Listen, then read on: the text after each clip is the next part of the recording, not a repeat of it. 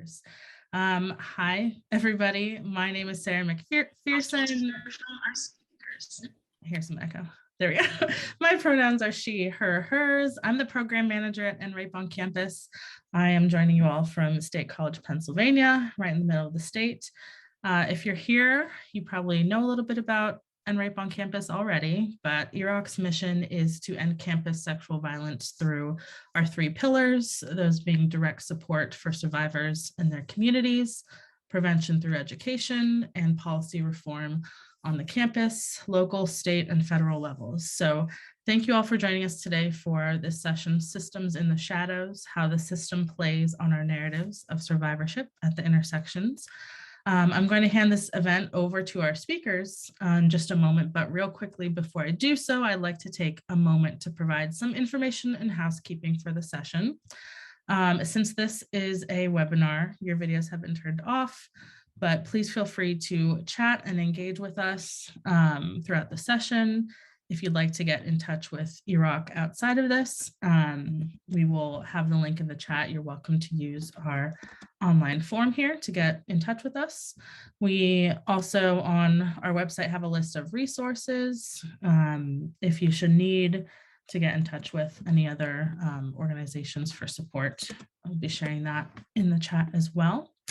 If you want to engage with us on social media and share any nuggets of wisdom that you hear this evening, or any information that our speakers will be sharing with you, have a question for any of us afterwards, you're welcome to tag us, reach out to us at NRAPE on campus on Instagram, Twitter, we're on Facebook Live, obviously. I'll put all our speakers' handles in the chat here as well so that you can follow them and all of the great work that they are doing. There you go.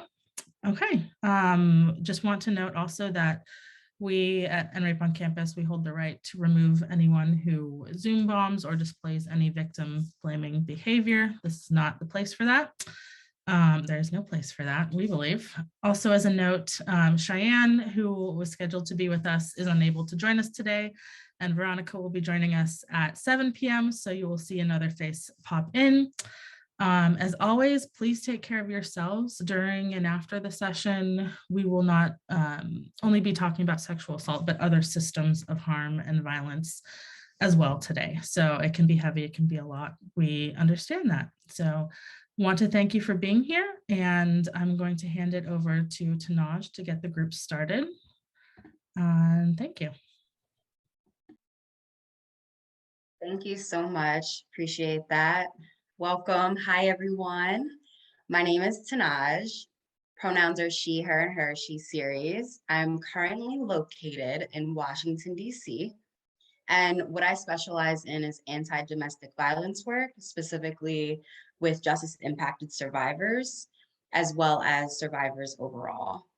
And I believe for me, why I wanted to join the speaker series was mainly because, one, supporting the mission of EROC, as well as being able to be given a platform where I can truly censor the margins. And what that actually means is to talk about topics and issues that are often overlooked, are often overshadowed, no pun intended, but really to just provide a space and give folks information and resources that could be helpful for their community around topics and issues that they may not often talk about, but however have some kind of impact in their work and in their lives and what they're doing.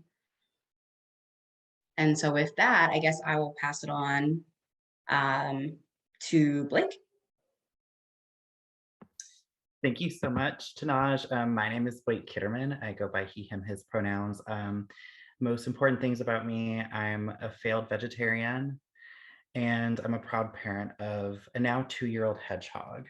So I think some people are, base their whole personalities on cats and they're cat people. Well, I'm fully like a hedgehog person. I'm based in Chattanooga, Tennessee, which is approximately 2 hours from Dolly Parton. So we're practically neighbors. But the reason I'm here today is I'm a speaker with NRAPE on campus. 6 years ago, I came to EROC as a client. I was a student survivor after hitting more dead ends than downtown Philly under construction. I filled out EROC's support form, really expecting nothing. But because of that single submission, my case was taken to the Department of Education, and I was provided legal representation when my perpetrator tried retaliating against me. Since I've been featured in the Tab, Inside Higher Ed, and the Washington Post, and had the honor of presenting a TED Talk titled Me Too, Now What? But 6 years ago, before all of these experiences, I was just a student, totally out of options, out of depth, and out of hope. I opened up a tab on my computer and Googled male sexual assault survivors, to which I just found a handful of stories. I bookmarked one of those stories to return to when I felt alone, which was quite often. Now, post college, I choose to be part of the speaker series because I knew I could be the sort of visibility to queer male survivors that I had been looking for all those years ago. So in my talks, I speak about navigating legal systems as an LGBTQ plus survivor, the walls that barricade healing in our current institutions, and how masculinity intersects with a culture of silence that prevents male survivors from speaking out. So it's been an honor working with EROC because not only do I feel that we are laying the groundwork to end rape on campus, but to provide a space where survivors are seen, much like Tanaj was speaking about, where they aren't just believed, they're supported. So with that, I'll pass it off to my fellow speaker, Fabiana. Thank you, Blake, and thank you, Tanaj, for introducing yourself so beautifully. Hi, everyone. I am Fabiana, and I have been working with EROC with quite some time from the very beginning of it. So it's been kind of incredible to see the journey that EROC has been going on, and it kind of ties a lot to my journey as well. So I came to this work because I was sexually assaulted on campus my second day, and for a moment there, I just could only see my life in two ways, like life before my assault and life after my assault. At the age of 18, I didn't know my rights, and I also didn't even know where my cafeteria was on campus. So I was navigating completely two new worlds for me. And that's when I started to see the founders of EROC like being very vocal and starting to see kind of what they were doing with their story and how powerful it was to honestly just be seen. And for me, it was so important that my work has been about self-care. And I know a lot of us say that, but what does that actually look like, especially in this society that we are now living, where it's the hustle and bustle is always going. And also, like, I like to call out media on rape culture. That is like a huge part of it to me. I think media has a huge role in changing the narrative on when we think of characters and what they've gone through. I was really sick and tired of seeing rape being used as this, like, let's thicken the plot, you know? And so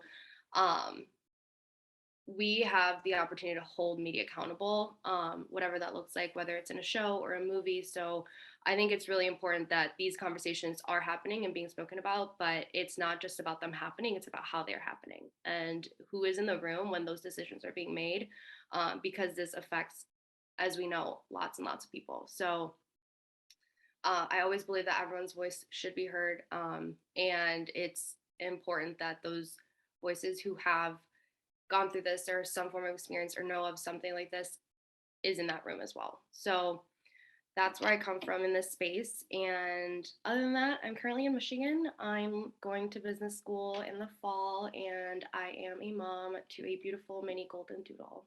And that's as basic as I get. So, and I know that Veronica will be joining us at 7, so we will let her introduce herself then. But Tanaj, I'm going to kick it off to you to get us started. So thank you so much, Fabiana. I love how everyone has just introduced their dogs, and I wish my Doberman was here. I'm a dog mom as well. My fiance is a dog trainer, so I'm around dogs all Oh my the God. time. Lucky And I you. don't have a dog. I have a hog. Well, But yes. I think they're in like the same species, like cousins. Blake was like, let me clarify. Right, Okay, like, is Hold hold this- up. on, like let's provide visibility to Miss Pork Chop. Like let's be no clear. erasure of my hedgehog. I love it. Excuse me, I love it. I think, having the yeah, we should do a pet feature. That would be fun. So today's conversation is about systems in the shadows, right? How the system plays on our narratives of survivorship at the intersections. So giving y'all context, everyone on this call, all of the speakers on the call, including Sarah, like we have been planning this very special event for y'all. So I'm just honored and privileged to be in the same space as everyone, to be able to share their insight, their value, and their expertise in adding to this conversation. Because as we were planning this, we were like, well, what can we bring to EROC audience that is something that is not going to be repetitive, or something that is going to really stand out and going to really shift the narrative, right? And so everything that we have prepared this evening has been very detail oriented. And so I'm really excited for everyone to be a part of this conversation, and for everyone to hear from the different speakers and their different insight and perspectives and stories around this mission and what we're here to do and raise awareness around sexual violence, right? So without further ado, I introduced myself earlier. I think it's also important to just get a little bit more additional background on who I am, because that really does speak to the work that I do and how I came to this. And so not only am I a speaker for End Rape on Campus, I'm also the founder and CEO of Light to Life. And I'll explain more about what I do in Light to Life as we continue. But with that work, I'm a violence prevention educator, a licensed behavioral specialist, and a best-selling author of 2 books, as well as a podcaster, and a victim and criminal justice advocate. So I founded Light to Life growing up, as I was emerging into my adulthood in college. Actually, I founded it on a college campus at Wesley College. And this program, this idea, started because of the things that I witnessed growing up. I grew up witnessing my mom be abused, and she not only was a victim of domestic violence, but also fell a victim to the criminal legal system over 18 times during my childhood growing up due to her own victimization. And I didn't realize that later in life how that would play a role and a factor into my life growing up, and how I could potentially repeat some of those same relationship patterns. I became a victim of dating violence at the age of 16, and I was being physically and emotionally abused for around close to 3 years. And I found myself in handcuffs for defending myself against my abuser. Now, this experience completely changed the trajectory of my life, in a sense where I wanted to make sure that no one had experienced or goes through what I experienced, or even what my mom experienced at such a young age. And so that's why I founded Light to Life, with the intention to educate, empower, and engage communities to prevent domestic violence, and have a special focus on justice impacted survivors of domestic violence, human trafficking, and sexual violence. And so with my program, I offer an array of different services that are trauma-informed, strength-based, with a healing justice approach for all survivors, and have that specific focus on justice impacted survivors. And so one of EROC's pillars, right, as part of their mission, is providing the education.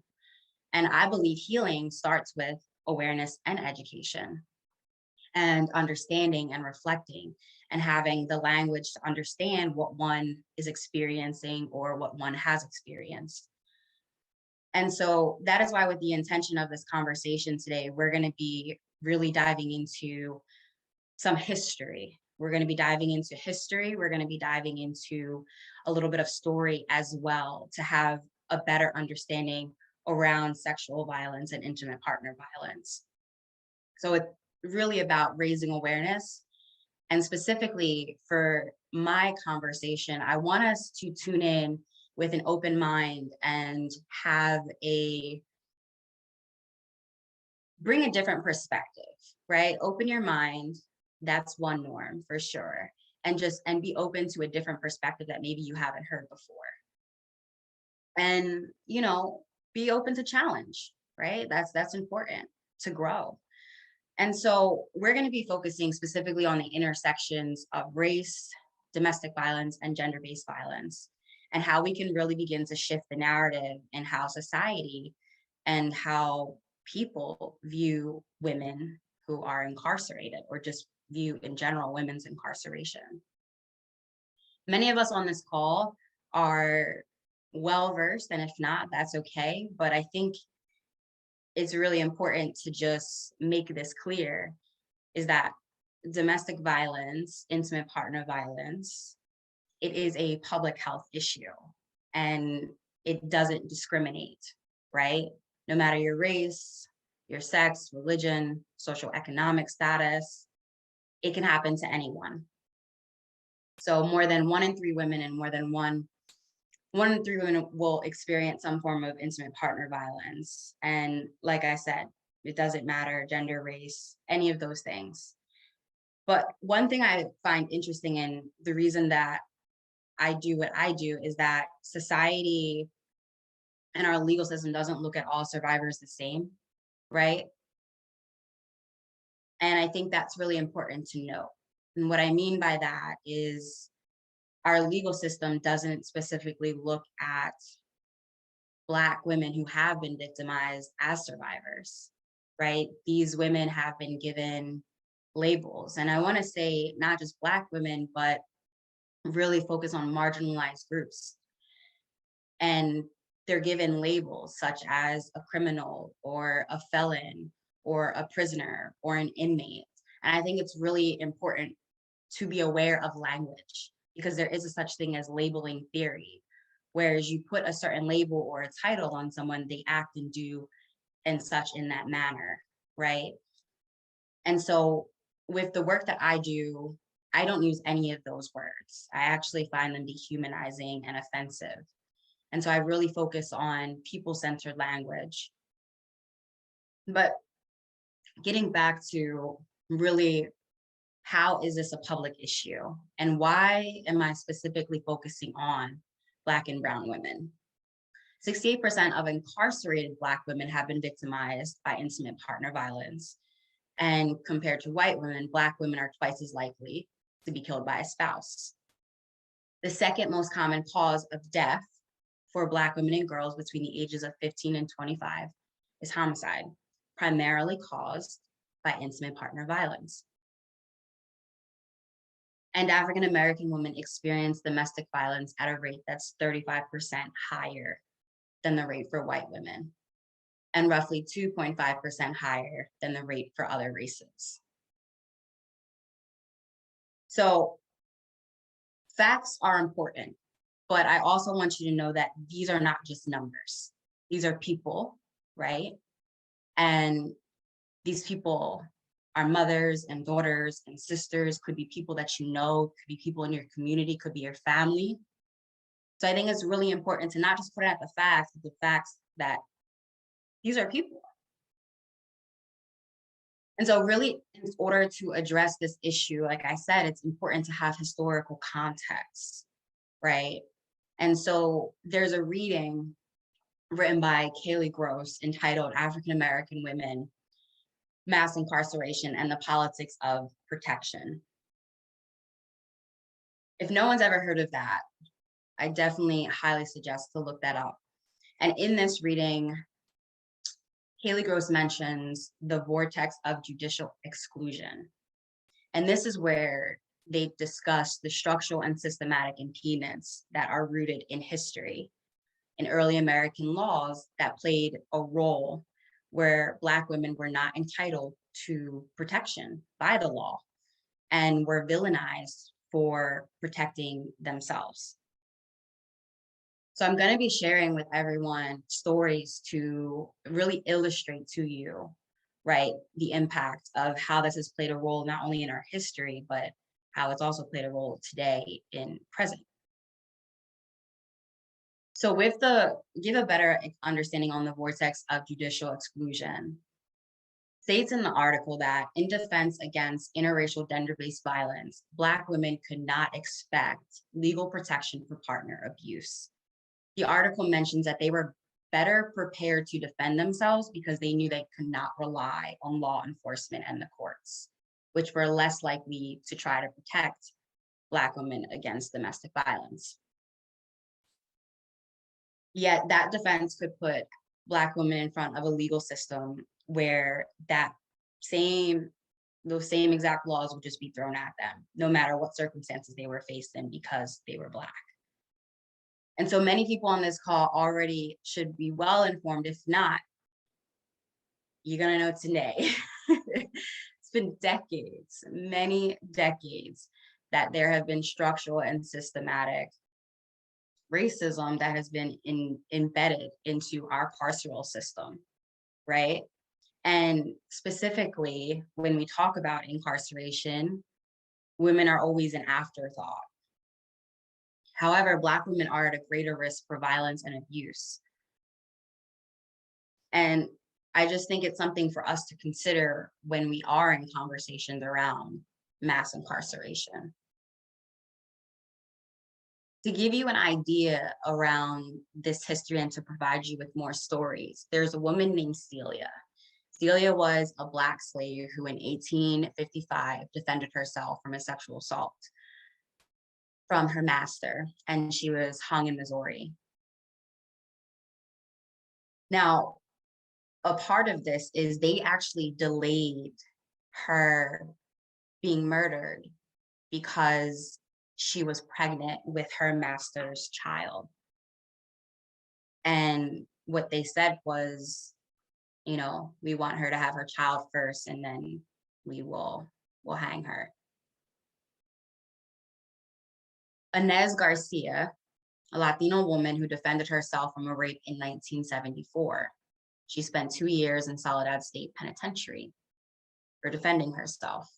Cece McDonald, a transgender Black woman who in 2011 fought for her life against a racist and transphobic attack and was forced to serve 19 months, in a male prison. Marissa Alexander, a Black woman in 2012 who served 3 years behind bars, 2 years in house detention, while being forced to wear and pay for a surveillance ankle monitor for defending herself against her abusive husband. So just like take a moment, right? Because that's a lot. And I want you to think about, what do all of these women have in common? People, feel free to write in the chat box. What do all these women have in common?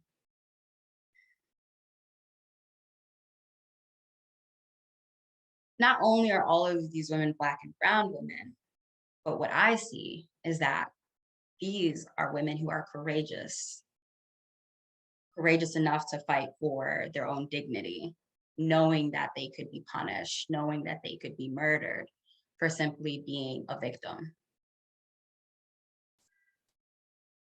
My hope is that these women's stories and their lives and the information that you get from today's conversation, as well as from everyone else's topics and discussion, is that it provides you with a better understanding. Not only a better understanding, but raises awareness about issues and topics that are often overshadowed, and give you better insight on how the system has played a role. And so I hope that this conversation provided you with an opportunity to better understand just a little bit, right, on the history of early American law and how it plays a factor still today. Stories like Celia for defending herself from a sexual assault happen to so many women today.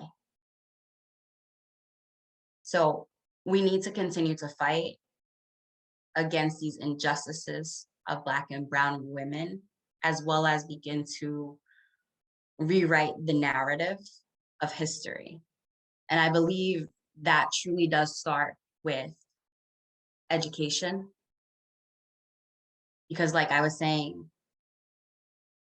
when you begin to have the language and the awareness and the information and the knowledge, you can become more equipped with the tools to become empowered to change the way things are being done, to change the way people are being treated. And so my challenge here for everyone, again, is to share these powers, to share those stories, because there's power in these stories, to share the information that you hear today, because there's power in that, and continue to connect with each other and to continue to reflect with each other in order for us to grow and challenge each other. So thank you all, and I hope this was helpful. If anyone has any questions or comments or feedback, feel free to write in the chat box. And with that, I would like to pass it over to, I believe, Fabiana. Thank you, Tanaj. I really appreciate your insight and completely agree with you on every point you made. And you kind of brought up something that I learned when I was in one of my classes in college on race and gender, and how the law is not intersectional and does not acknowledge a Black woman per se, because either you're Black or you're a woman, but a Black woman, like, the law does not acknowledge that at many times. And so I sometimes see as these conversations, like, if we are not centering like the most marginalized communities, then we are not doing our job, because by centering the most marginalized communities, you are inherently allowing every other community to be included. I see it like, I'm a visual person, so I literally see it like a circle. So if like the outer circle is the most marginalized community and we are not centering them, then only the circle inside of that or the circle inside of that are being protected or educated or whatnot, you know? And so we need to do a much better job as a society to include everyone. And you mentioned trans folks, like that is 100% something that needs to be talked about, and not just trans folks, like trans folks that are Black or Latina or Native American. So I just want to thank you and echo that as well. So thank you, Tanaj, for getting us started. I did want to, before I get into my piece, we are joined now by Veronica, so I want her to get a chance to introduce herself, who's also part of our speaker series. So Veronica, whenever you want, take it away. Awesome. Thanks, everybody. Apologies for being late. I wear a lot of hats, and one of my main job that pays the bills, we had a scheduling conflict, so I ran over here as fast as I virtually could. But my name is Veronica Agard. I use the she, her series of pronouns. I am a guest on Lenape land, specifically the Canarsie people, aka Brooklyn. And I have been here for 12 years. I graduated from City College of New York in Harlem, and I moved to Brooklyn about 5 years ago. And I have, in the midst of all of that, been beyond, like, grateful is not the word, to be a part of the EROC orbit and to continue to support people in ways like this. And especially in these times, I think that the more conversations that we can have across the intersections can remind us that we are really, you know, as opposed to being of a minority, we're actually the majority, who are trying to survive and move from not just surviving, but thriving. And a lot of my work is centered at that place of wanting to really make sure that after a certain point that we are talking about how we can create cultures of healing, as much as we're talking about the cultures and the systems and the things that we are trying to either destroy, transform, abolish, all those kind of things. But yeah, that's my spiel for now. Now I'll pass it back to Fabiana. Awesome. Thank you, Veronica. So I come into the space with many different hats, in the sense that I used to work in the political space because I thought that, you know, after graduating college, like I saw all the activism work that I was able to get done on my campus, and I wanted to see that being reflected on the country, quite frankly. And so, you know, I had these like real high aspirations and moved to Washington, D.C., you know, lived on ramen for a while and mac and cheese. And I quickly realized that like it's not that we can't make change through the political system. It's that we are in a society right now, and in a capitalistic society in which we are um, kind of just like boxed in a little bit in regards to how I see the work that I want to do and that work I want to see get done. And you know, like Veronica kind of mentioned it, like she's late because she was at her job that is going to pay the bills. And so, you know, if I could do this every day, like wake up and like this be my life where I can go and talk to people and connect with them. And I think storytelling is just such a powerful tool to make change happen. And I like truly believe in that. Like even just Tanaj being able to share some history and some real stories from people that are often overlooked and not read because they are not in our history books. That is 10 times more important to me than like what I do on my daily job. Like I am a teacher, so I do think like my work is valuable, but at the same time, like it is really difficult when we live in a society where we have jobs and jobs are needed to pay the bills. And so for me, something I have found when I've talked about self-care, and I'm very much a believer of like what Veronica just said, like I don't want to just survive. Like as a survivor, like it just constantly felt like, you know, I had a mental health day, I was triggered, like I was diagnosed with PTSD, anxiety, and depression. So when there were days that I wanted to just stay in bed, I felt like I couldn't. Like I felt that I couldn't justify that at work. I felt that I couldn't justify it to myself sometimes, you know? It's like, well, get up. Like everyone has this and everyone has this going on. And it's true. Everyone has a story and everyone has their own lived experiences. I see it every day with my own students. I teach kindergarten through 5th grade.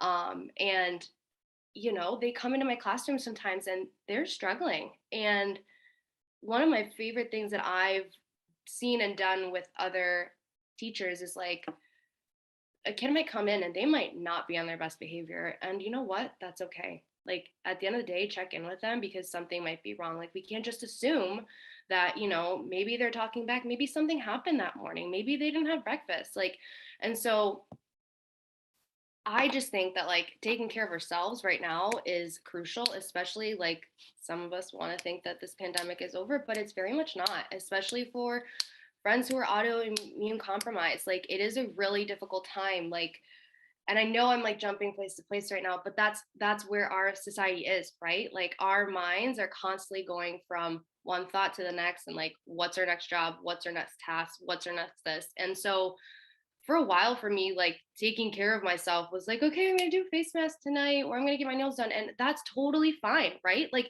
sometimes we do need to say that to ourselves and treat ourselves a little bit here and there, but therapy is actually what I need, and not just, okay, I'm gonna try this once. Like consistent therapy has been the thing that has 100% like helped me not just grow, but like to name my emotions, to communicate, because sometimes it is really hard to actually be like, okay, like I feel my chest like really like getting like overwhelmed right now, like it's hurting, it's hard to breathe. It's like, but coming down from that for it to not become a panic attack has been the hardest thing for me to like manage. But I wouldn't have been able to do it without consistent therapy, because I used to do this thing where like anytime I go to therapy, I would go and like get a latte. I would like go treat myself. I'm like, okay, good job, like pat on the back. But like I shouldn't have to get a latte like just because I went to therapy. Like I can get a latte whenever the hell I want. But at the same time, it is important to acknowledge like when we're in therapy, like we are doing work. We are doing hard work on ourselves that not everyone is willing or even able to. And here it comes back to the able to. Therapy is expensive. And that's what's tough. Not every survivor has the privilege to go to therapy. And that's why I get so frustrated within our system. And that's why I come in from that background, because it's like, we expect survivors to just like go back into society like it's nothing. Not like it's nothing, but like there's trauma and there's healing that needs to be done. And like, why are we not providing these resources and make these things accessible? Because I, as a white passing Latina, like I can do that. I can call my parents, but I have friends who have like are still holding on to so much and have not been able to do that because of our differences in gender, race, socioeconomic status. Like I live with my parents right now. Like I live with my parents right now. That's the only way that I can go to therapy. And luckily they don't have me paying rent. Like I'm a teacher, so my salary is, and insurance then is tied to her job. So my point in saying and jumping all around is like, this is the lives that we have to live. And on top of that, we have to live it with immense pain and trauma, but it doesn't have to be like that forever. There are still days. I've been in therapy for 6 years now, consistently, once a week, sometimes bi-weekly, sometimes twice a week, because ebbs and flows, right? And that's normal. And so my biggest thing that I want to say is healing is not linear, but it's not impossible. It's not impossible, because for the longest time, I would just be like, when is this going to end? Like, when am I going to like feel happy again? When am I feel good again? When am I going to like, consistently feel happy, not just moments of happiness, not just fleeting happiness. Like I want to wake up and be like, I love my life. And that's why for the longest time, I saw my life before assault and after assault. And honestly, I sometimes still do. I'm not going to lie. Like, I'm going to be honest. Like, that's what it is. Sometimes I'm like, I wonder what it would have been like if none of this ever happened. Would I be here with you all today? Quite frankly, I probably wouldn't be. But I would be an ally. But at the same time, like, I've shifted that mindset of like, what can I do today for myself, for survivors, for my community, for others' communities, for the most marginalized communities, because it was exhausting to be like, okay, I'm gonna make it to that point in my life where I'm happy. That's it. Like I'm gonna get there, and like, but I didn't see it going anywhere. And honestly, it wasn't till it's every day, and every day looks different. Sometimes it might be like, I added a blueberries to my meal today. I got some greens in my meals today. I had some vegetables. Or some days it's like, I didn't get enough sleep, and that's that. But it is just consistently like working on yourself and like living life for yourself. And I think it's sometimes really, really hard to do. So sorry if I'm coming at it from a lot of different places. I know there's a lot that I haven't shared, but I do want my friends on this call to also have time to talk. So I do want to throw it back to Blake over here, or Veronica, whoever wants to jump on in.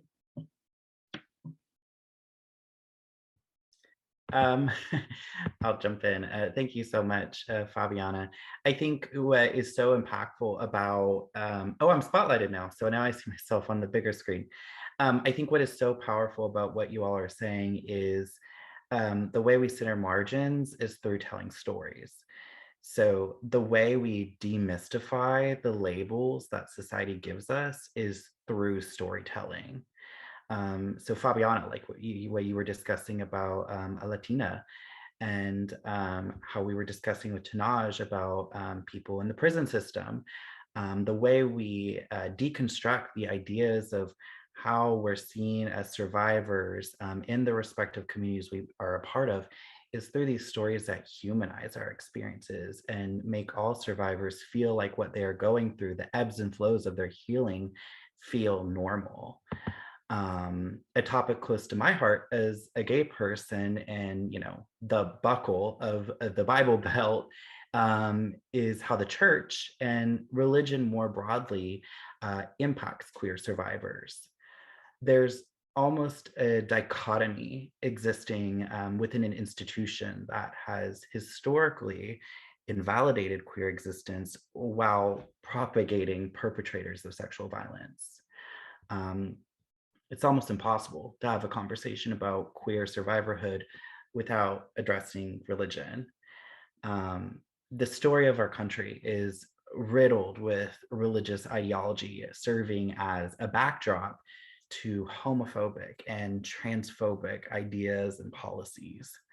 When I was born in 1997, it was illegal to have sexual relations with a member of the same sex, let alone marrying a partner. This was pre-Lawrence v. Texas, pre-Obergefell v. Hodges.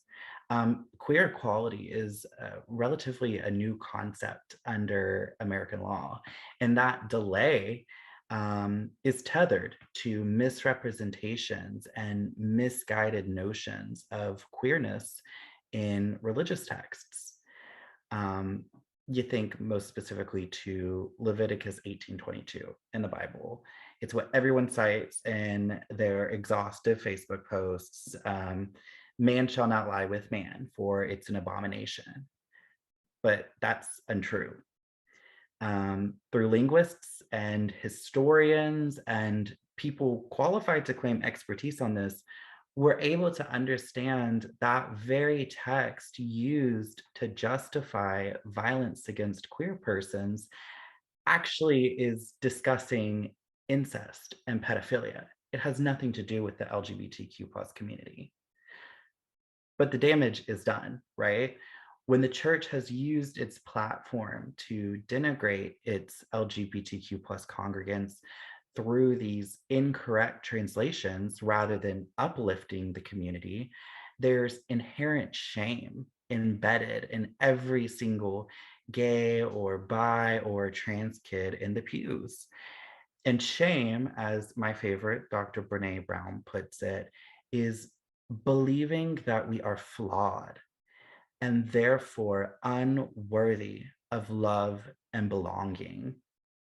And I think the two words that are most significant in that sentence is flawed and unworthy. That sort of shame, those feelings of unworthiness permeates the childhood of queer persons, pitting LGBTQ plus kids against their church and faith. It's like you have to pick one or the other. When queer identity is construed to be sinful or evil, it inhibits the ability of same-sex assault survivors to disclose their trauma. Lack of acceptance in these early formative childhood years translates to an inability to cope with these experiences in adulthood. When queer survivors are made to believe that their queerness is sinful, they ultimately struggle to understand that their survivorhood in these situations, that their sexual assault is not a deserved retribution for their identity, a payment of their sins of sorts, a deserved function of living in sin. And they sit in silence and shame with that. Being queer, being gay, being trans is not a sin, but committing acts of sexual violence is. And it's important religious leaders divorce the pure consensual acts of love between queer persons with the true horrid acts of sexual violence. We do that by throwing away phrases like all sins are equal, because for a queer survivor, they're translating that to mean you're condemning their trauma and their identity simultaneously. You're getting two blows in one. There's nothing equal between loving relationships and sexual assault, right? Religious institutions often are these beacons of hope and comfort in times of trauma. But for the religious queer survivor, they have to ask themselves the question, am I willing to reach out for help at the risk of exposing my identity, which may lead to my outcasting? I remember a church I went to, I grew up with, there was a young couple. They were pre-married, I guess not married yet is the correct term. And they had a child before wedlock. And the entire church had a congregation meeting to see if they would kick them out, to revoke their membership. That doesn't seem embodying of any religious ideology that spreads a message of love to me. This is what is called the double standard. You're damned if you do, you're damned if you don't. And unfortunately, the end result is that most queer survivors abandon their faith because they do not see themselves in their religion. They don't want to fight their perpetrator and their church. But I think most importantly is that they abandon their faith because their faith has already abandoned them. There's a definitive need to recenter faith as something that celebrates queer relationships and identity.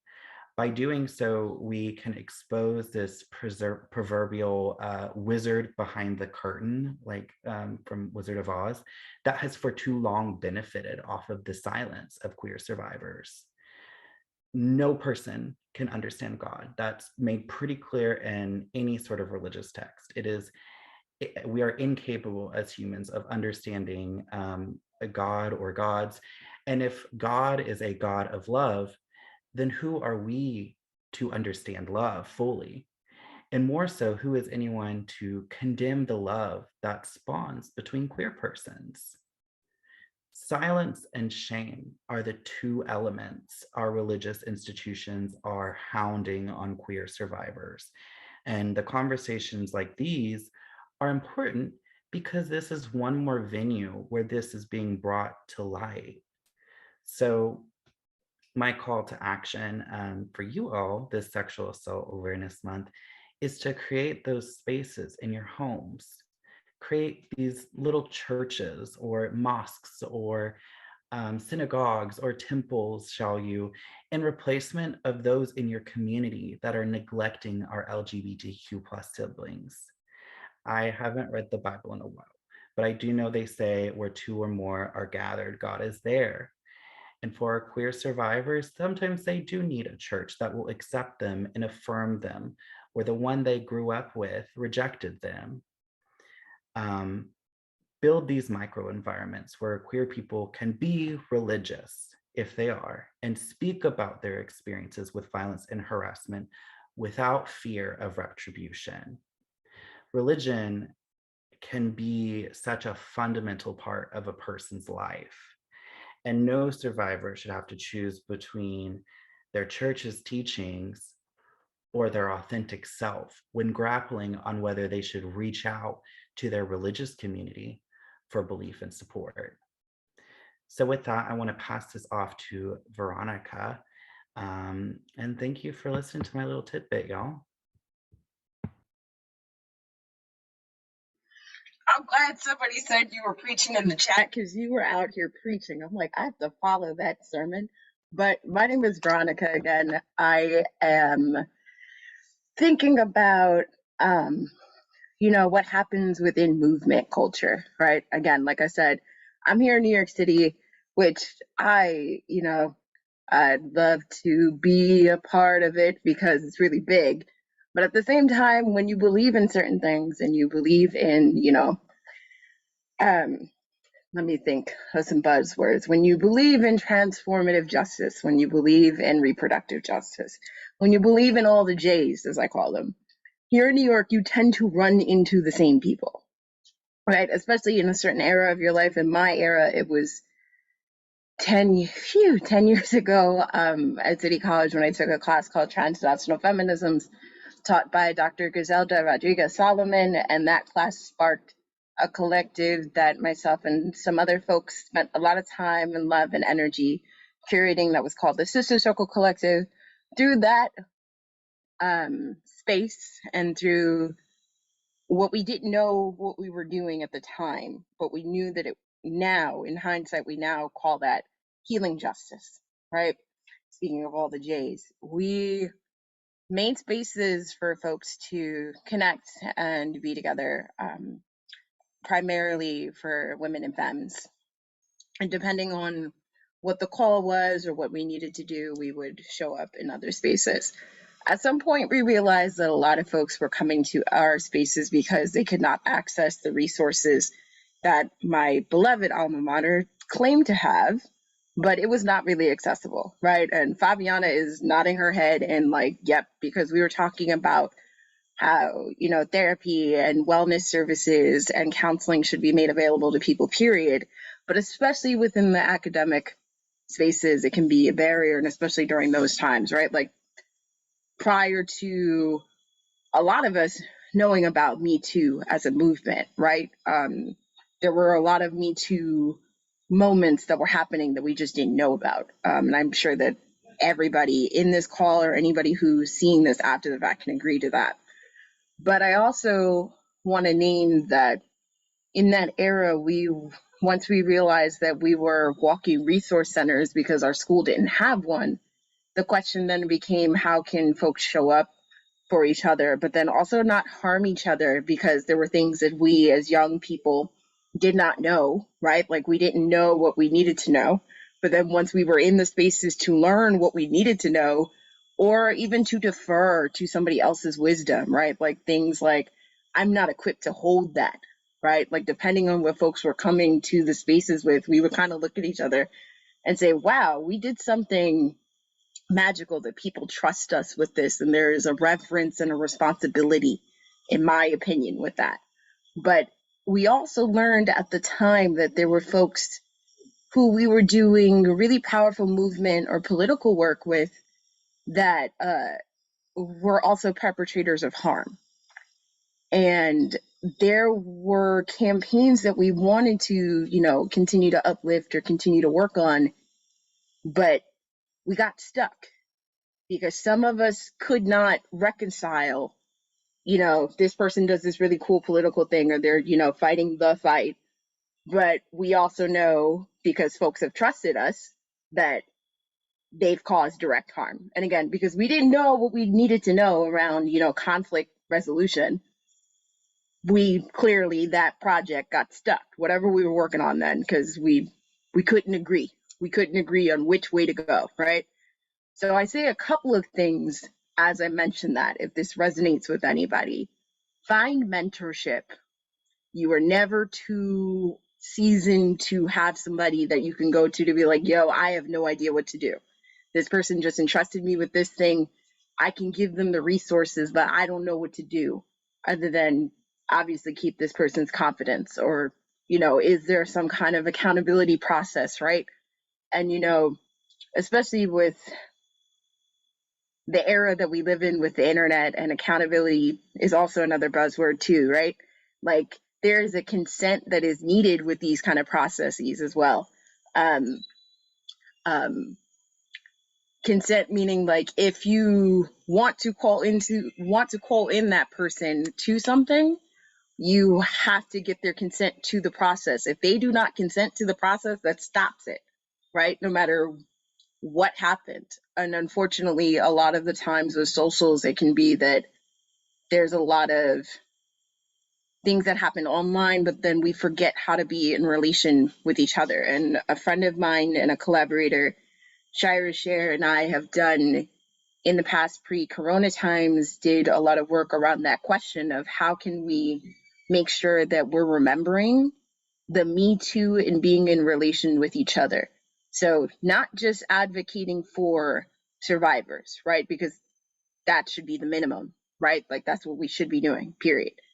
But also what happens when we are doing really important work to, thinking of here in New York City, you're trying to get the police out of the schools, right? Like trying to get rid of the metal detectors. If we find out that somebody in that organizing body for some really righteous cause has done some stuff that needs to be addressed, we should address it, right? So that's my main spiel. I think for this SAM month, I would like to encourage folks to tend to their healing and also tend to their grief, because they're two sides of the same coin. Because there's so many things that are the bare minimum in terms of how we should move with each other, that if we make that our bare minimum, that will be something that our descendants and those that come after us, whether we choose to have children, have chosen children, or some combination in between, that we can, have more conversations about what our thriving looks like. And, we won't have to survive as many pandemics and endemics, because especially as we think about the different margins that we find ourselves in, with all due respect to the severity in which COVID has impacted our worlds, depending on who you are, we were already living in a pandemic. We were already living in an endemic. So it's another layer on another layer, and I will stop there for now.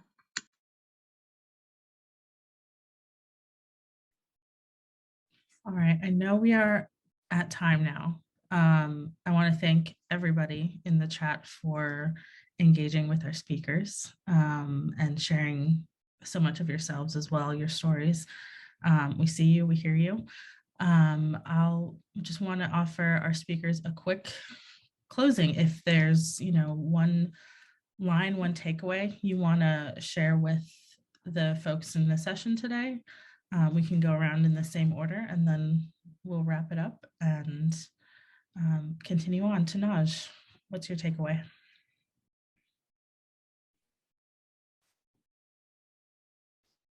It's kind of hard just to pinpoint one takeaway just because there's so much information and knowledge and wisdom just shared today in the conversation.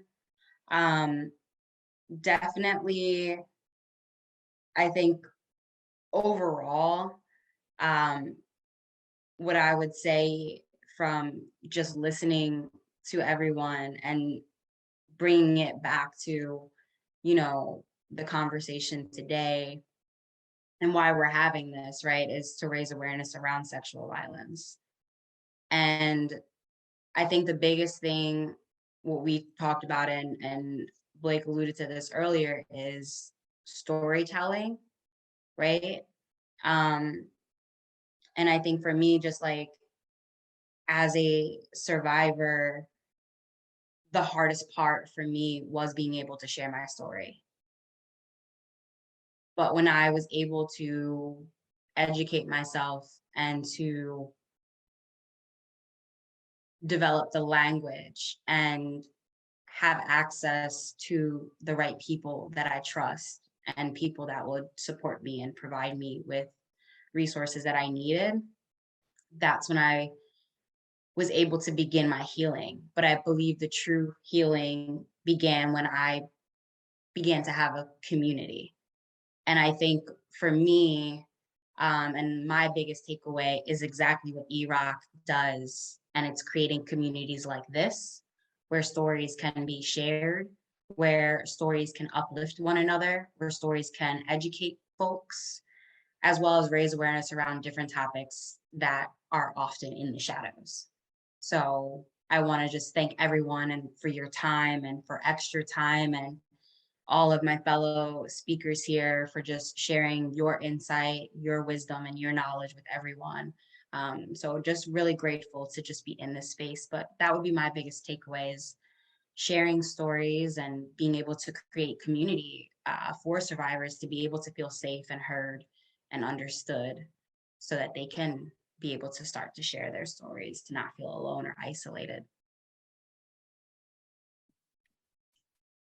Thank you. Can I jump in because I have to hop off? So I think, from echoing a lot of what Tanaj just said, but just it was amazing to hear also my fellow speakers, because it's just incredible insight. I feel like re-energized from it. But I think my one big takeaway is, I had once somebody told me, was like, okay, what if I'm not, a speaker, or I'm not this? We are all part of these systems that are in the shadow. We are all part of some form of isms that we constantly see ourselves, whether you are a woman in tech, or a woman in engineering, or just, we are constantly in this battle where doesn't matter where you work, like, you can always find something that gets the needle closer to where our goals and our common goals are, right? And so these systems, yes, we live them, we live in them, we sometimes abide by them, we sometimes push back on them, but at the same time, we can always do something. Things don't always have to be the way they are just because they are.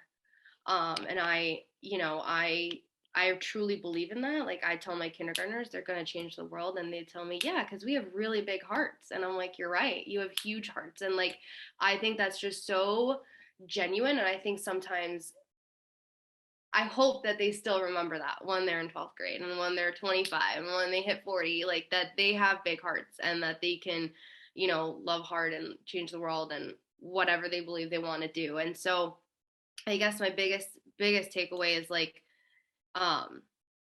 we can all do something about our current situation and the systems that we are currently part of inherently. I love this conversation, and I think as both of you were speaking, what came to my mind, in a world of darkness and shadows, we can be beacons of light through storytelling like we're doing today, and like Veronica mentioned, raising the standard for what the minimum should look like when it comes to supporting and believing survivors. Ending Rape on Campus begins with removing this culture of blame that has made, at least in relation to what I spoke about, LGBTQ plus survivors feel imposters in their churches, their synagogues, their mosques, or temples. And most importantly, and as everyone here tonight spoke about, felt imposters in their own skin. When queer students and students of all backgrounds and identities can feel the power of their identity and develop a sense of worth and belonging, will produce environments so inhospitable to the shame that has silenced survivors and kept perpetrators in authority. So for me, ending rape on campus and means embracing our queer siblings, listening to the stories that all of my fellow speakers spoke about tonight, and considering yourself as someone who is worthy of support, of belief, of healing, and of self-care. Awesome. No pressure being the one to have the last word. But one of my ways that I show up in the world is through a project called Ancestors in Training.